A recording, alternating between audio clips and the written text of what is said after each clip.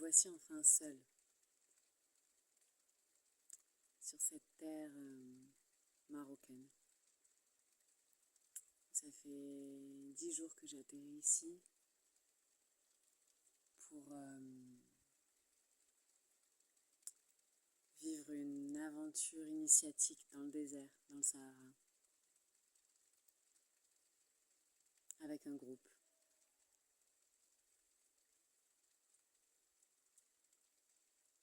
Donc le désert, synonyme de sec, de pas d'eau.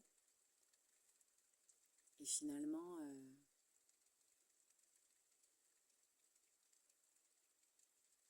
l'eau était passée peu de temps avant nous. Ce qui fait que, à ma grande surprise, c'était très vivant. Plein de plantes, de la roquette sauvage, des oiseaux, des libellules qui venaient nous visiter le soir en fin d'après-midi devant la tente. Une grande libellule verte. Quelle surprise dans le désert, là où il est censé pas y avoir d'eau.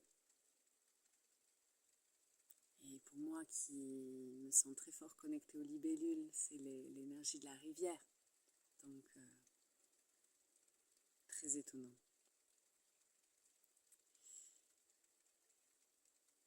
Et puis finalement, après, sur la route pour Essaouira, à ma grande surprise, c'était de voir tous ces arganiers morts. Sentir cette sécheresse proche de l'océan, proche de l'eau, mais où les arbres meurent, les arbres meurent, les arbres meurent, les arbres meurent. Et là, je suis dans la montagne, chez les Berbères, dans un endroit qui porte une grande histoire autour de l'eau, où l'eau était très présente jusqu'à il n'y a pas si longtemps, et où là, il n'y a quasiment plus rien. Derrière moi, je ne sais pas si vous entendez, mais on entend quelques gouttes.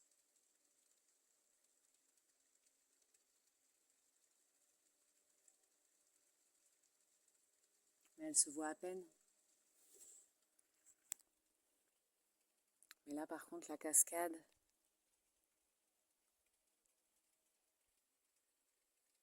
qui était immense et complètement sèche. Toutes ces roches qui étaient sous l'eau, qui ont été polies par l'eau, sont aujourd'hui sèches.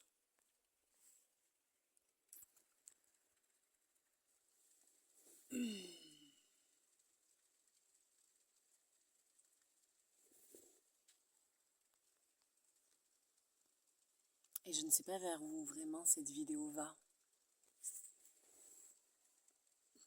J'avais juste envie de vous partager ça avec cette question de qu'est-ce qu'il reste quand il n'y a plus d'eau. Et ça me fait me connecter du coup, cette question de l'eau, à comment je laisse circuler mes eaux intérieures. Est-ce qu'à l'intérieur de moi, il y a des cavités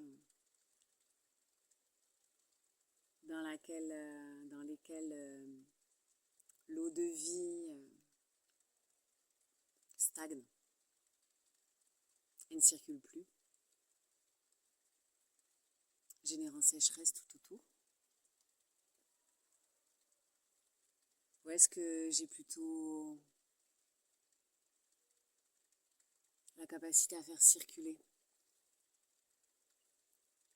à laisser circuler librement ces eaux en moi, à l'intérieur mais aussi à l'extérieur? Est-ce que je suis en capacité de laisser mes larmes couler? Ça a été quelque chose de très fort dans le désert, de sentir qu'à part l'eau minérale donnée en bouteille, ma connexion à l'eau, c'était mes larmes qui coulaient. Et où les mouches, oui, parce que du coup, avec la pluie, la vie a repris dans le désert et donc les mouches sont arrivées. Et donc les mouches étaient très présentes la journée. Elles venaient boire l'eau de mes larmes. C'était tellement vivant. Tellement vivant. Mais il y a quelque chose qui vient me toucher encore très fort, c'est quand les êtres humains autour de moi ne comprennent pas ou ressentent que ces larmes, c'est quelque chose de dur, de négatif, de « oh ma pauvre fille, ma pauvre chérie, tu pleures ». Et ouais, je pleure.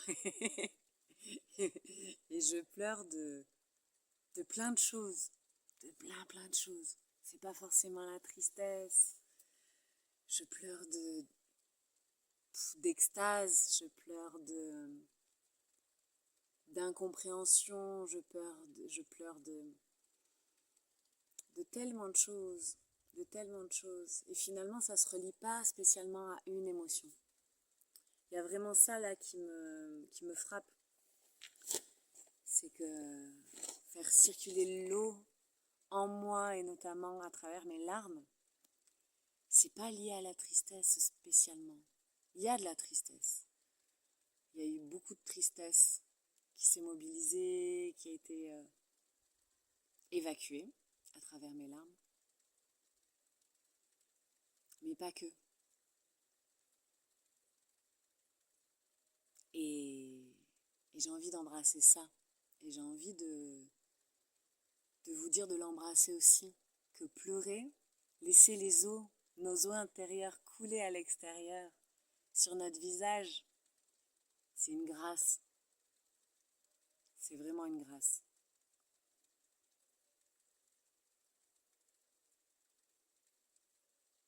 Et souvent, mon cœur s'ouvre quand je vois les larmes de quelqu'un d'autre couler sur ses joues. Et presque je me réjouis, voire je me réjouis, ce qui génère parfois de l'incompréhension, voire de la gêne, voire de la colère de la part de l'autre, qui a du mal à laisser couler ses larmes en toute sérénité.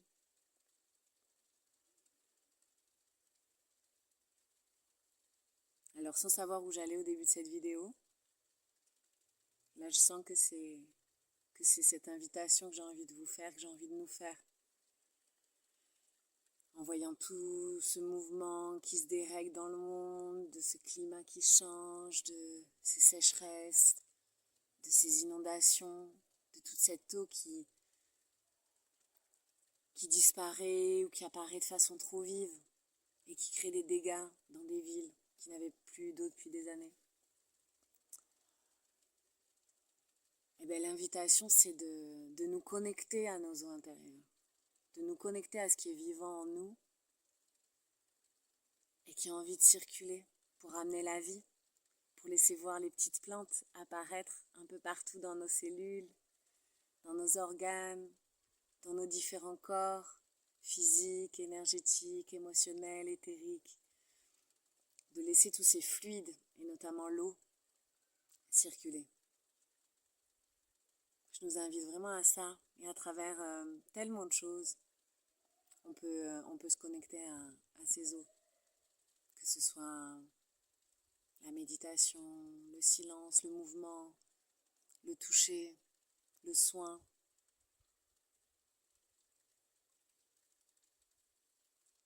Le chant, les vibrations, tout. Voilà.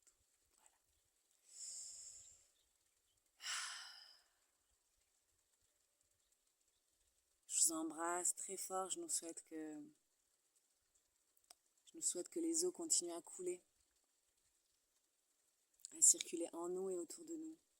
Et je prie pour cette terre du Maroc, pour que la vie continue, que le désert n'englobe pas tout, que tout ne devienne pas désert, même si le désert est fantastique.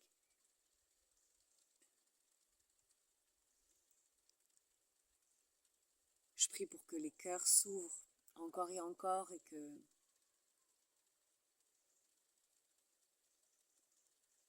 qu'on sorte du mensonge qu'on se crée tous les jours, du mensonge qu'on déjà de nous à nous et puis de nous aux autres.